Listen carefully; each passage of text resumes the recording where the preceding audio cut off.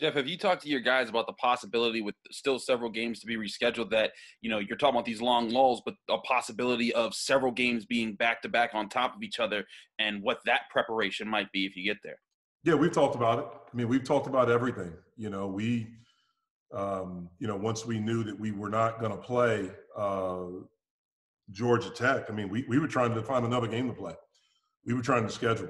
We were actively out pursuing other people to play in different conferences. And so, I just think you're going to have to be creative. I think day to day, week to week, we know what the rest of the schedule is, but I think it's a crapshoot if you get to all the games. Jeff, you mentioned the long layoff, and obviously Terrell had a really nice game last time out against Syracuse. How do you get him to kind of continue that a week later? Well, hopefully, we can start to see some consistency from all of our guys being consistently good. Terrell did some really good things for us, and he was able to close the game, out there for us. And, he's had some success against Syracuse's zone in the past couple of years. And so hopefully, he can play well on Saturday, and all of our guys play well. But he's had a great attitude all year. He really, really has. And I'm very pleased with where he is. Jeff, we've talked some about kind of the stop and start nature of this season. How is someone like Nike sort of handled that, where he gets declared eligible on the 16th? He plays that game. He plays against Louisville, and then obviously didn't play in the first game against Q's. How has he seemed to be handling all of this? Because I would imagine that would have to be pretty tough for him. It's tough. It's tough. I mean, you think about it. He found out, I think it was 55 minutes before the game against Miami, that rule went into effect where those guys were cleared. And you play that game, and then you come back, I think 6 days later, and you play Louisville. He's played 2 games. He has to go into contact tracing because of someone else in a different program. And he's out, and not just out, like he can't practice. Like he's in an apartment by himself. And so it's difficult. I mean, it's really difficult for him. But again, it's been great having him back in practice. It's usually a challenge for a new guy against Syracuse because it's a different type of zone than you're used to playing against. And but he'll get an opportunity, and I think he'll be ready. Jeff, do you think your depth has helped with practices, like comparison to the last couple of years? Would you have been able to have the type of practices that you have now?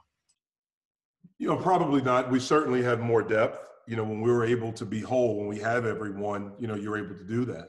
For Syracuse, the first time we were not. I mean, we I think had 11 guys there at practice, and so you got to be really careful, about stuff that you do. It's really interesting because we had all those days where we just had those guys, and now all of a sudden you get these guys back, and it's like, wow, like it got used to how it was, and now trying to get reacclimated to all these guys back. Jeff, is your increased depth one of the reasons that you've been able to play so well on defense so far? I think depth helps. I think experience helps even more. We're older, and so the guys know the defense. Xavier, Audis, Terrell, when Justin was like Justin, even like a Kareem who's been here, that's kind of the core of our group. And then when you add, these new guys, they're talented, they're long and they're athletic. But then we also, as a coaching staff, have some older guys that teach, that can help them with what it is exactly we're trying to accomplish. Jeff, go ahead. I was going to say, Coach, on that note, usually the young guys, you always say by the time they get the ACC play by January, they're no longer freshmen. Well, this year they kind of are. They haven't played a lot of games. Talk about how much they've developed with all these adversities in front of them. Yeah, I mean, this year has been a challenge for everyone nationally because it's been so disjointed and it's so different from the way you normally go about, your team building stuff. how you teach, and things like that. I mean, for us, and I'm not speaking for any other coach, I imagine they're going through something similar or the same thing. You're kind of looking every day of okay, who can I have? Like, who do I have? You're waiting on a test result, to see. And so that makes it challenging. But again, our guys have had really good attitudes. They really have. They've worked. And hopefully we're able to play as many games as we have on the rest of our schedule.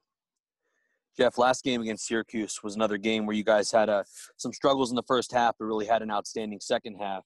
I'm curious where your head's at as the coach, where, are you more concerned with those slow starts in the first, or are you more encouraged of, wow, we can kind of come back in any instance like you've shown a few times this season? Yeah, more concerned. We have to get off to better starts. We have to be better to start the game. One of the things that could really help that is if Xavier doesn't get in foul trouble. I don't think it's any coincidence in that first half against Syracuse, he picked up 2 fouls, and we had 1 assist. We had 18 points in the first half.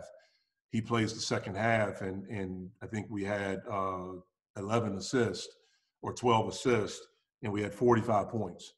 And so, when you don't have your point guard out there, that can make things difficult for you. And knock on wood, he's played at a high level, so that certainly is something that could help us, having him out there. Jeff, in that game, we had talked before about how Xavier got into foul trouble, and sometimes he was, running into a charge. But in that game, there was especially one of the calls where he was on the sideline and he pinned a guy to the corner. And when they called the foul on him, you kind of had a not so positive reaction. It seemed like you disagree with the call, as did the announcers in the game. How would have been your conversation with Xavier, even in situations like that, where it's not necessarily he's playing into anything, it's just he's dealing with maybe a rough situation there? Yeah, I mean, you're at the mercy of what the official calls. And, just like us, we make mistakes. I don't make the right calls all the time. There are substitution patterns and things like that. Sometimes that happens. And so you just have to adjust. I mean, there are other plays where he's reaching, where he's doing some things that put him in that position. And so, that's what we talk about, just trying to eliminate those plays where it's obvious. His first foul was obvious. Those are the ones that you have to try to eliminate. Jeff, we asked you a few weeks ago about what you kind of felt about the ACC this year. And, a lot of people are saying it's more wide open than it normally has. So, maybe after 10 games for everyone, where do you kind of see the league where it stands right now? I think the league is good. At least I haven't seen, there hasn't been like we've had in the past, like maybe that 1 or 2, my first year here, we had 3 dominant teams. I haven't seen anyone that's been dominant like that. And you kind of anticipated that with what the league lost. If you look at the players that we lost, you anticipated that. But I think it's incredibly competitive. You have, a team like Wake Forest that led Virginia, at the half, the first time that they played. And so I think still on any given night, anyone can beat anyone. Jeff, we've talked with you some previously about sort of the conflicted feelings of playing this season, and you said that you don't think that we should be playing. I was curious, when you've talked with other coaches, I know the season can be busy, so I don't know how much you've been in communication with others, but does it seem like many other people share that view or kind of share that perspective? It's hard for me to answer because I don't talk to a lot of people in the profession. I have some friends that I talk to and people that I talk to, but it's not like I'm out like polling everyone trying to get their opinion. I know how I feel. And I think I don't want it to come across that I don't think we should have started or I don't think we shouldn't play this season. I've never said that. I think it should be paused just right now. I think it was good that we started. But when you look at these numbers across the country and what's going on with COVID, I just thought that there was a period, that you should adjust. I mean, last Wednesday when we played, that was the day that everything happened at the Capitol, that chaos broke, in our country. And rightfully so, there was so much attention on that. But then that night you look and there were more deaths from COVID on that day than there were at any point in time. And I think since that time, you've had like 3 or 4 more days where it's been that. And that's what I'm saying. I just think that you should look at some different things.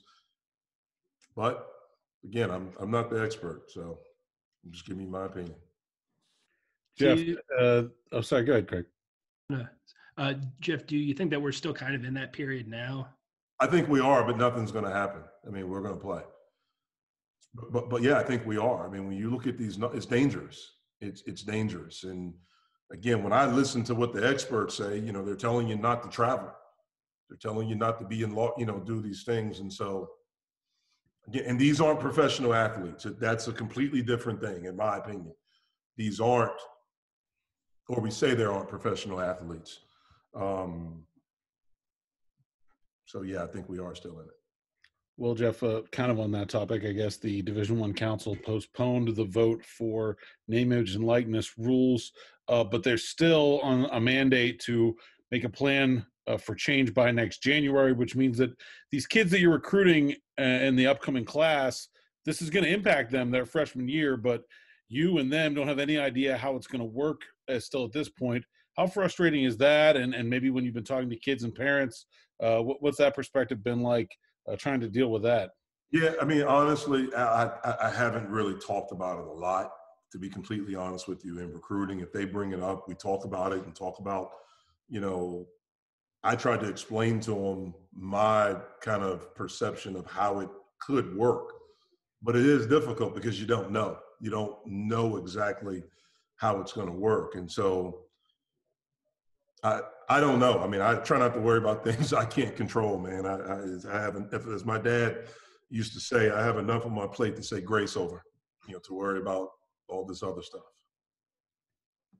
I'm trying to figure out how, man, we can not go down 18 again, play a lot better. You know, we had a good second half and a good rally, but we were getting our butts kicked. And I'm trying to figure out how we can play a lot better, because we're going to have to play a lot better this time against them. You know, last year when we played at Syracuse, it was very similar. We got up to a very poor start, got going in the second half, scored points, got back in the game. And if you think about it, we lost that game. It was a 2-point game, and it was under, it was about a minute and a half left. And we had all the momentum, and we played good defense, but I think it was Guerrier that got an offensive rebound and scored it. And that's the difference. This time we got that stop, we got that rebound, and then we were able to come down and get an offensive rebound. But we thought, okay, well, we got the zone figured out because we score points and things like that in the second half, and they came in here and kicked our butt. And so that's what I'm worried about. Like, how can we be better? Because I know they're going to be better. They're going to make adjustments. And, you know, can we have to be on edge. That's the thing I've learned about our team. We have to be on edge. And how do we get that edge back when we haven't played in a while? That's really concerning to me. So is that it? All right. See you guys. Thanks.